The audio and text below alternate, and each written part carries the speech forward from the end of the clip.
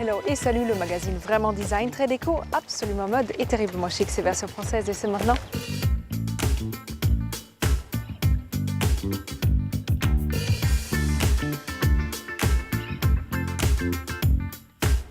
Blanche et aérienne comme un nuage, les meringues de la Meringuée accueillent crème subtile et fruits colorés. Un plaisir néo-rétro. Pierre Sauvage nous emmène sur son tapis volant pour nous faire découvrir son univers qu'il habille à coups de baguettes magiques. Perdez-vous rive droite entre la Seine et la place des Vosges pour découvrir un endroit préservé, le village Saint-Paul. Aline Houdet-Diebold n'a pas le syndrome de la page blanche, c'est sûr. Son médium préféré, c'est le papier. Emballé, c'est plié. Mais tout de suite, point de vue, un regard affûté sur les nouveautés stylées de la semaine.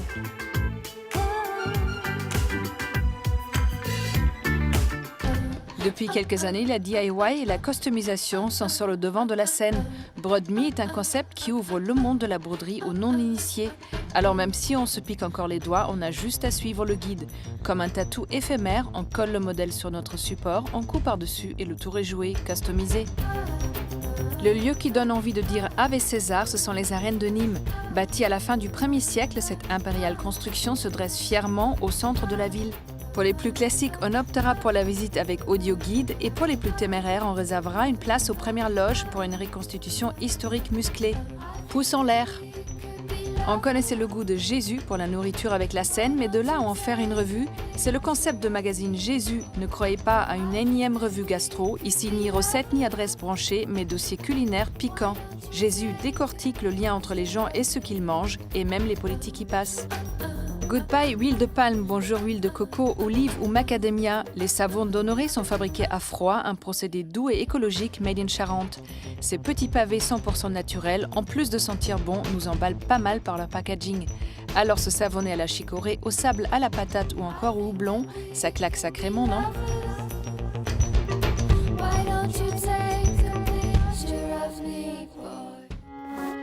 Une bonne meringue est craquante à l'extérieur et fondante à l'intérieur. À la Meringuée, on garde jalousement la recette secrète et nous en fond de plaisir.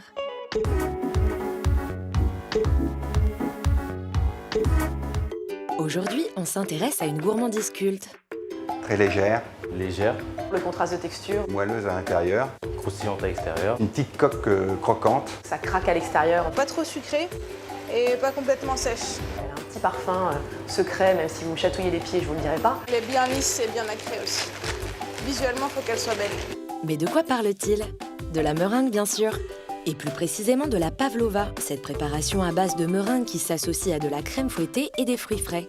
L'histoire de la meringue remonte au XVIIIe siècle et les hypothèses vont bon train sur son invention.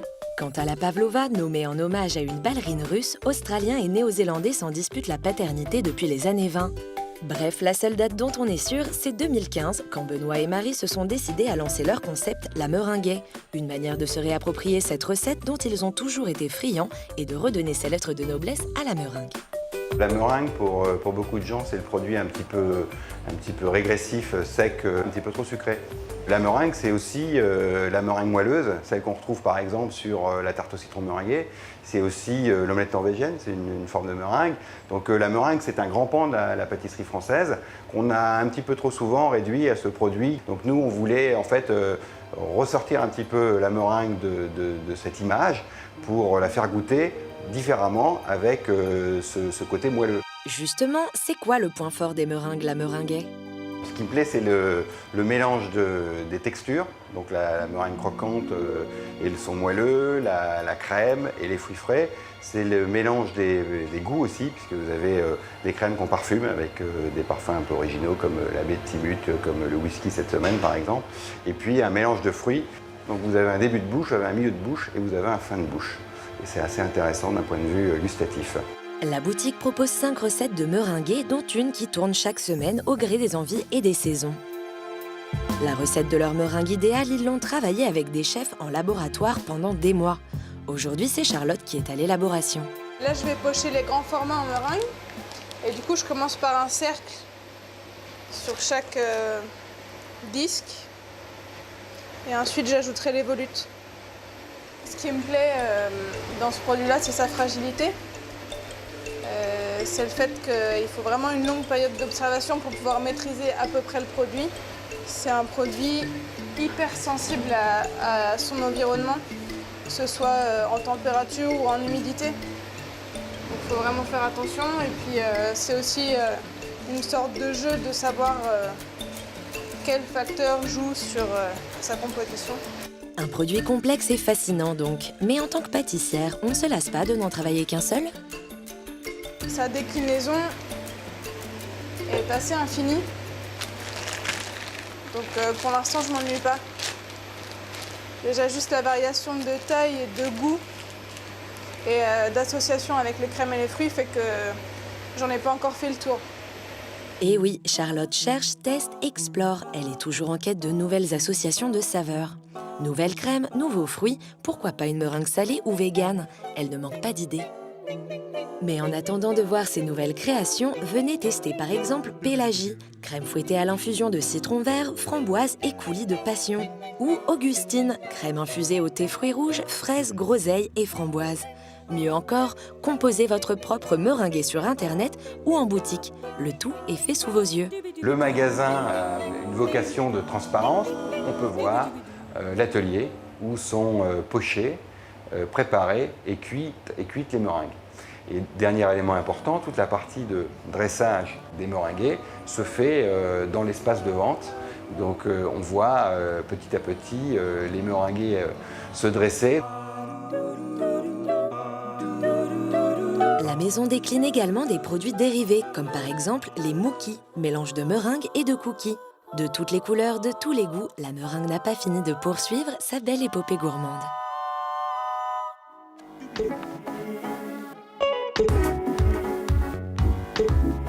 Avec Casa Lopez, Pierre Sauvage apporte chaleur et design dans les intérieurs du monde entier. Tapis, bougies, céramique, un univers chic et coloré.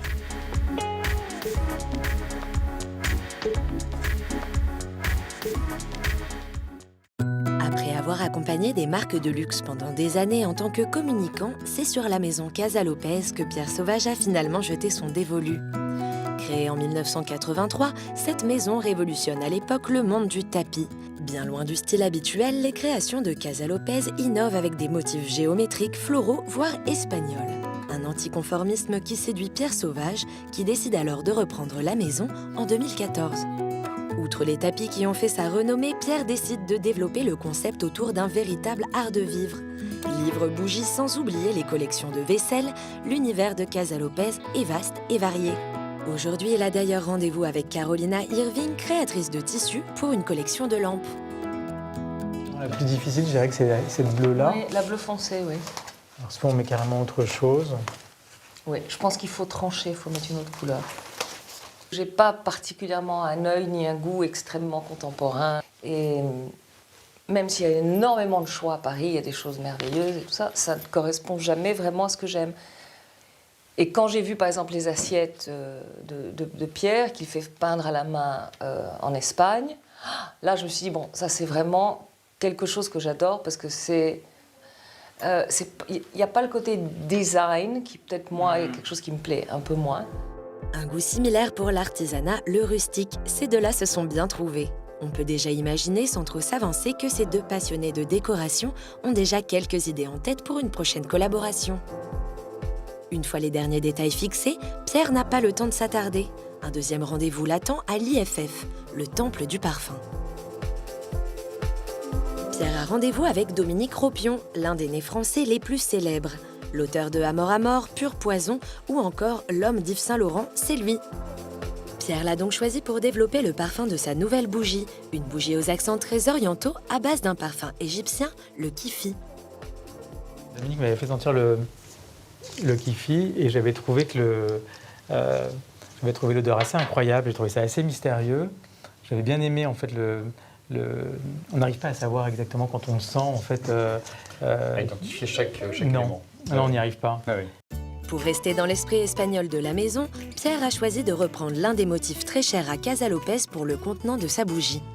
Il y a un motif sur lequel il y a toujours une grenade et en fait nous, en France par exemple, ça nous parle un peu moins. On l'a remplacé par une fleur parce qu'une grenade dessinée, ça ressemble plutôt à un oignon voilà, donc quand on n'est pas espagnol ou quand on n'a pas de grenade dans sa ville, on sait moins à quoi ça ressemble. Et du coup, les deux premières bougies Casa Lopez en fait étaient bleues et vertes comme ça. et la prochaine sera entièrement rouge. Et pour réunir toutes ces créations, quoi de mieux qu'un livre? Pierre termine sa journée avec un rendez-vous chez son éditrice. Le duo est en train de travailler sur le prochain projet de Casa Lopez, un livre qui raconte une histoire autour d'un art de vivre. Ce sera un tissu, et par-dessus il y aura une couverture. Nous pouvons l'imprimer sur un tissu, sur une toile blanche, les couleurs qu'on veut, ou ça peut aussi être un papier avec un peu de matière, selon... Qui revient sur une couverture. Voilà. Les tapis chez Casa Lopez, qui est le cœur de métier, ils sont beaucoup plus forts dans un contexte. Hein. Quand on le montre dans une pièce, quand on montre... et donc, en fait, c'est important de les inscrire dans une globalité avec des meubles, des assiettes, la façon dont on reçoit avec. Et en fait, c'est cette histoire qu'on raconte, c'est-à-dire comment recevoir, mélanger les objets. Et ouais, c'est ce qui nous a amusés. Choix des photos, choix de la couverture, le livre prend forme petit à petit. Chacun des intérieurs décrit une ambiance, un style. Un premier livre que Pierre a conçu à son image, avec goût et créativité.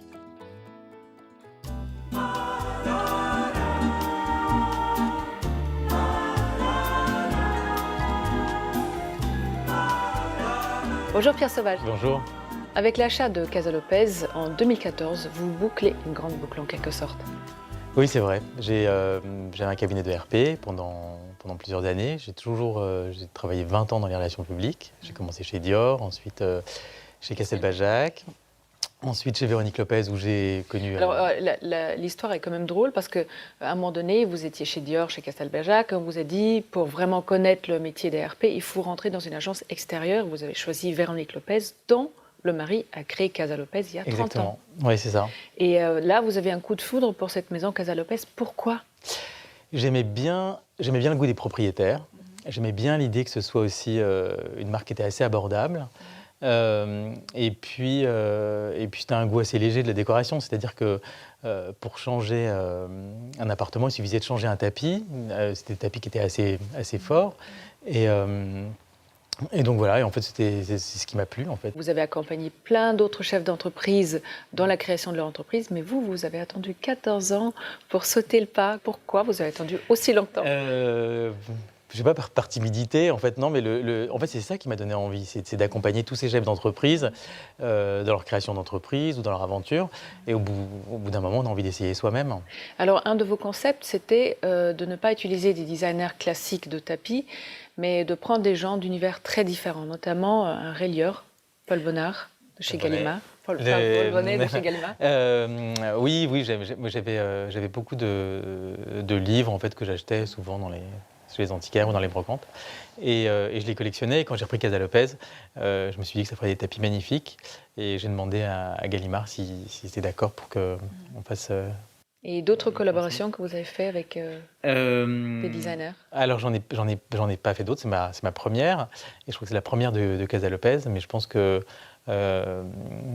qu'il y en aura d'autres, en fait pas forcément chaque année, mais j'aimerais bien en faire peut-être avec des créateurs de mode ou avec, voilà, en tout cas pas forcément des gens qui viennent de l'univers de la décoration. En fait, ce que vous voulez faire, c'est donner une vraie cohérence du tapis jusque l'art de la table, en passant par les bougies. Il faut que ça soit un univers qui crée une émotion, qui raconte une histoire. Oui, parce que je trouve qu'un tapis, ça prend son sens dans un contexte. C'est-à-dire qu'en montrant les tapis avec un meuble en rotin, avec de la vaisselle, une table dressée, on comprend mieux en fait ce qu'on veut en faire. Vous êtes, au fond de vous, quelqu'un de très créatif. Comment c'est arrivé? Vous étiez toujours comme ça? Je sais pas. En fait, c'est long, je pense, d'apprendre et de faire son chemin. Et comment vous avez appris? Au fur et à mesure d'une aventure professionnelle, on découvre plein d'univers différents. En tout cas, avec les RP, on travaille à la fois pour des éditeurs de tissus, des créateurs de vaisselle, des créateurs de mode. Enfin voilà, et en fait... on finit par se faire un œil et développer un goût. Alors, vous m'avez dit tout à l'heure, vous ne dessinez pas. Du coup, vos inspirations, vous êtes obligé de les prendre alors, non, c'est vrai que je ne dessine pas, ou très mal. Mais en revanche, je sais ce que je veux, je sais ce que je n'aime pas, et je sais vers quoi je veux aller. Alors après, c'est assez artisanal, hein, c'est-à-dire que je vais prendre une photo d'une corniche, je vais prendre un détail d'une moulure, ça peut être un motif ancien sur un portefeuille, ça peut être plein de choses. Et ensuite, avec des morceaux de laine que j'agrafe sur certaines parties, je m'aide et je fais redessiner des choses et j'avance comme ça en fait petit à petit. Et vers quoi vous allez emmener Casa Lopez là, dans les années à venir? Alors là, ça fait assez peu de temps, donc en fait j'ai ouvert un 3e magasin rue du Mail. Et donc je vais d'abord le développer, je pense, moi-même en France. J'aimerais bien ouvrir des magasins en province. J'aimerais beaucoup aller à Lyon ou à Bordeaux, enfin voilà, pendant mon temps. Et ensuite, j'aimerais bien trouver des agents pour l'étranger, parce que je pense qu'on peut pas tout faire. Et en fait, Casa Lopez, c'est vraiment votre univers, vous faites ce qui vous plaît là-dedans. Et vous êtes votre premier client. Oui, parce qu'en général, en fait, ce que je vends chez Casa Lopez, c'est les choses que j'ai d'abord fait faire pour moi, que j'ai achetées. Ce sont des objets avec lesquels je vis. Les services d'assiette, je les ai à la maison, je m'en sers. Les meubles en rotin, je les ai fait faire d'abord pour moi. Et vous faites profiter les autres. Voilà. Bien. Merci beaucoup, Pierre. Merci.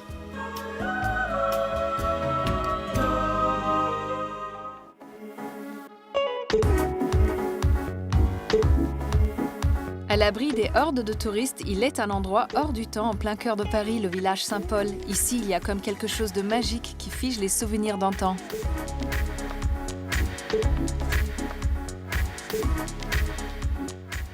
Repérage, c'est votre rubrique dénicheuse de bons plans parisiens. Cette semaine encore, on a marché, couru, rampé, arpenté, cheminé, exploré chaque recoin du village Saint-Paul. Amateur d'objets insolites et de tours de magie, ce village parisien situé au cœur du Marais vous réserve quelques surprises. Notre balade débute entre la rue Saint-Paul et la rue Charlemagne, périmètre qui délimite le village Saint-Paul. Ce trésor caché de la capitale et ancienne paroisse des rois de France abrite des vestiges du Moyen-Âge, comme l'hôtel de Sens, monument édifié à la fin du XVe siècle et autrefois habité par la reine Margot. Après sa rénovation en 1979, le village Saint-Paul a vu arriver de nouveaux commerces. Depuis, c'est dans un décor pittoresque que se succèdent habitations, restaurants, antiquaires et galeries d'art. Les visiteurs peuvent y dénicher l'objet rare ou insolite qu'ils ne trouveront certainement nulle part ailleurs. Ici, chaque espace est déterminé par des drapeaux colorés qui permettent aux visiteurs de se repérer dans ce labyrinthe au détour des courettes. Aucune voiture ne peut circuler, seuls les badauds peuvent venir profiter de cet endroit calme et paisible qui nous ferait presque oublier que nous sommes en plein cœur de Paris. Après ce petit tour d'horizon, allons voir de plus près les commerces qui s'y trouvent. Partons d'abord à la découverte d'une boutique qui fait depuis maintenant 18 ans le bonheur de ses visiteurs. Elle réunit tout un ensemble d'objets anciens datant de 1900 à 1960 et ayant marqué les modes d'antan. Ici, tout est un jeu de hasard. Chaque jour, de nouvelles trouvailles prennent place dans les étals de cette caverne d'Ali Baba. Les objets sont sélectionnés avec soin par Maria Pia Varnier, une ancienne styliste bercée depuis sa plus tendre enfance dans l'univers des brocantes. Tout ça est aménagé en petits rayons, un petit peu comme une boutique traditionnelle de l'époque, on a de la mercerie, de la papeterie ancienne, tout un rayon de cuisine que j'affectionne particulièrement, avec de la tôle émaillée, avec des bols anciens. On peut, dans cet univers-là et dans le magasin, avoir un certain sentiment de bien-être autour de quelque chose d'un peu sensible, d'un peu agréable à regarder, autant parce que ça touche à l'émotion que par son esthétique.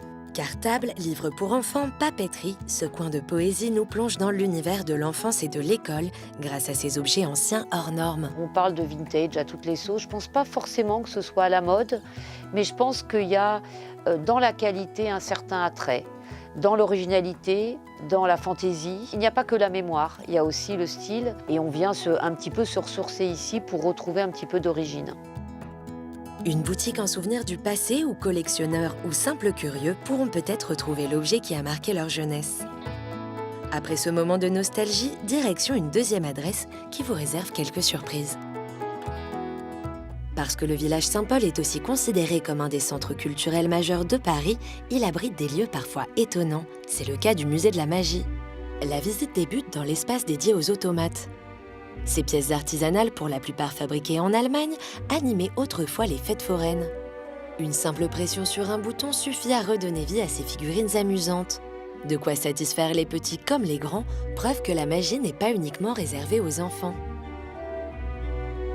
Le musée a été créé voilà 23 ans par M. Georges Proust, qui était lui-même magicien, mais surtout un des plus grands collectionneurs d'objets de magie. Et il voulait mettre en valeur sa collection afin que bien sûr que les magiciens, qu'ils soient amateurs ou professionnels, puissent profiter de tous ces objets. Il voulait ouvrir un petit peu plus cette optique aux gens en général, au public en général, et que les gens qui viennent ici maintenant savent que la magie c'est autre chose qu'un petit tour puéril pour des enfants. Du chapeau de Georges Méliès à la première boîte ayant servi pour le célèbre tour de la femme coupée en deux, ce musée expose des pièces rares et authentiques datant du XVIIe siècle jusqu'au XXe. Mais ici, on ne se contente pas de contempler, on participe à créer l'illusion lors du spectacle de magie qui intervient à mi-chemin de la visite. Ce qui plaît en général, c'est qu'on essaye de montrer quelque chose qui semble naturel et qui à la fin confond les gens. C'est la surprise, c'est la façon de le faire. Il faut faire ça d'une façon décontractée. Et ça demande des mois, voire certains des années de travail. On vous laisse sur cette dernière adresse, mais sachez qu'une multitude d'autres lieux plus surprenants les uns que les autres sont à découvrir dans le mystérieux village Saint-Paul. Mettez-lui du papier dans les mains, elle en fera des maisons pop et colorées. Demandez-lui la lune, elle vous en fera un pliage en 3D. C'est le talent de l'étonnante Aline Oudédier-Bolt, on adore.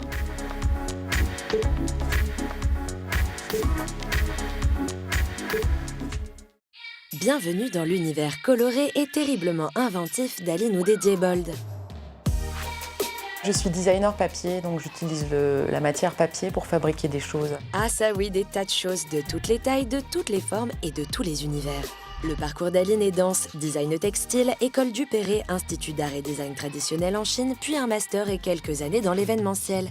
Avant de finalement revenir à ses premières amours, un travail créatif et manuel. Du graphisme et des créations variées d'abord, puis un coup de cœur pour le matériau papier. Ce que j'aime dans le papier, c'est que c'est une matière qui est accessible et universelle. J'aime aussi du coup qu'on puisse transformer le papier par des processus relativement simples comme un pliage, un découpage et que ça ne nécessite pas d'outillage extrêmement sophistiqué. Des processus simples, oui, n'empêche qu'Aline arrive à faire ça ou même ça. Et c'est ainsi que tout un univers pétillant aux couleurs vives s'est construit autour d'elle, habité de poissons, pâtisseries, maisons et autres personnages. Ce qui plaît aux gens, c'est cet univers un petit peu généreux, pétillant et coloré. Je me souviens d'une fois une personne qui a visité mon atelier et qui m'a dit « Ah mais c'est génial ce que vous faites, vos créations ce sont de vrais bonbons pour les yeux ». Et du coup, ça me plaît de procurer du plaisir visuel aux gens qui regardent et puis de les faire sourire. Ces créations, Aline les met au service de multiples prestations. Décors éphémères pour des soirées, vitrines, décors destinés à des shootings de marques ou à des couvertures de magazines, gifs pour les réseaux sociaux. Un savoir-faire indubitablement dans l'air du temps qui a déjà su séduire de nombreuses marques comme Google, Guerlain, Hermès, Yves Saint Laurent ou Playmobil. Autre particularité des créations d'Aline, un sens du détail à toute épreuve. C'est une pièce que j'ai réalisée pour le salon Première Classe, donc qui est dédié aux accessoires de mode, qui se tient durant la Fashion Week.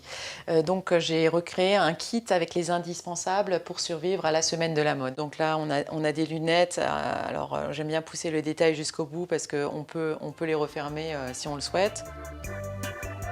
C'est des petits détails qui ne sont pas visibles, mais pour moi, qui sont importants dans la conception, de savoir que l'objet est vraiment pensé et travaillé et construit jusqu'au bout. Terrain de jeu idéal pour cette grande amatrice de détails, l'architecture, une de ses inspirations principales. Et justement, le projet du jour réalisé à l'occasion du Salon Révélation au Grand Palais met plus que jamais à l'honneur l'architecture française. Cette pièce va en quelque sorte représenter un patchwork architectural français. Donc pour l'instant, sont déjà bâtis la façade normande, la maison alsacienne et on a également une façade du sud de la France. Et en ce moment, je suis en train de commencer la façade haussmannienne. Dans un premier temps, une fois que la thématique est choisie, il faut que je m'immerge dans le thème. Donc il y a une phase de documentation, il y a une phase de croquis à main levée, comme ça, croquis d'intention pour que je sache un petit peu vers quoi me diriger. Ensuite, il y a une phase plus précise où je viens redessiner l'ensemble des éléments sur ordinateur. Ensuite, il y a le choix des papiers aussi, donc le grammage est important en fonction de ce qu'on veut faire, et puis les couleurs, bien sûr, beaucoup. Pour ce projet, ce sont les couleurs du Chili, pays mis à l'honneur sur le salon. Fort heureusement, ce sont des couleurs très chatoyantes, donc je suis très contente. Et c'est parti pour des heures et des heures de création. Un travail minutieux qui fait appel à un outillage plutôt simple, mais à des techniques très précises. Un véritable art du découpage, du collage, de la superposition et du trompe-l'œil. Du coup, là, je suis en train de prolonger mes parpaings de pierre, là, pour donner l'illusion que vraiment que c'est pas qu'une fine épaisseur de papier, mais que c'est une vraie pierre. Et oui, Aline est une vraie illusionniste. Reconnue par la profession grâce à des salons prestigieux comme le Salon Révélation au Grand Palais, le savoir-faire et l'imagination d'Aline ne sont pas prêts de s'arrêter là. Des idées, elle en a plein et surtout, elle est prête à relever tous les défis créatifs qu'on lui donnera. Alors, attention les yeux!